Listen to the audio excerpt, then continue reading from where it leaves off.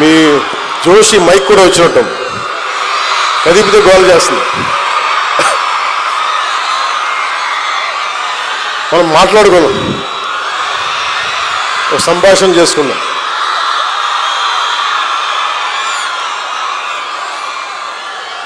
అంటే ఇంత మీ ప్రేమ, మీ అభిమానం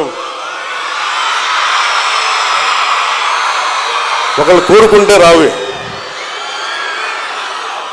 నేను ఎవరైనా సరే ఒక ఫంక్షన్కి పిలుస్తున్నా, ముఖ్యంగా విద్యార్థులు ఉన్న చోటికి నన్ను రమ్మంటే చాలా ఆలోచిస్తాను.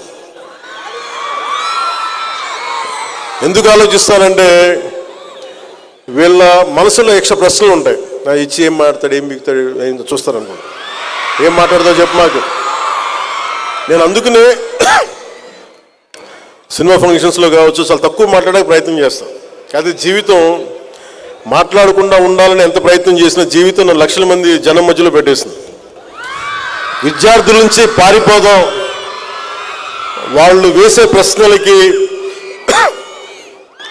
వాళ్ళు లేవనెత్తే సందేహాలకి, ప్రశ్నలకి మన దగ్గర సమాధానాలు ఉండవు. ఎందుకంటే చాలా ప్యూరెస్ట్ ఫామ్లో ఉంటారు విద్యార్థులు. ఒక ట్యాబ్లో రాసాలి, క్లీన్ స్లేట్. వాళ్ళు ఏదైనా ప్రశ్న అడిగారంటే మనసులో ఏం ఉండదు, చాలా అసలు గుండె లోతులోంచి అడుగుతారు. వయసు వచ్చే కొద్దీ మన దగ్గర సమాధానాలు ఉండవు. అందుకని 10 మంది విద్యార్థులకి నేను ఆలోచిస్తాను. అలాంటిది ఇన్ని వేల మంది విద్యార్థుల మధ్య వచ్చి మాట్లాడాలంటే ఇది ఎంత సాహసం.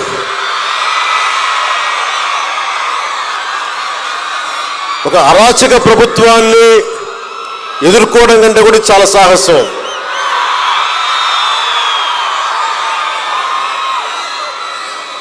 Books are the training weights of our mind అంట.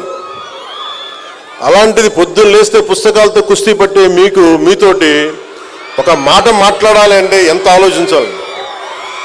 సో నేను మీ దగ్గర, యువత దగ్గర, విద్యార్థుల దగ్గర నేను తెలివితేటలు వాడు, మనసే వాడతాను. ఇక్కడ మీ దగ్గర నటన చేస్తే కుదరదు. ఈ సోదంతో చెప్పకుండా డైరెక్ట్గా పాయింట్కి రాని అని మేము అనేస్తారు. మేము అది నేను చాలా ఆలోచిస్తాను.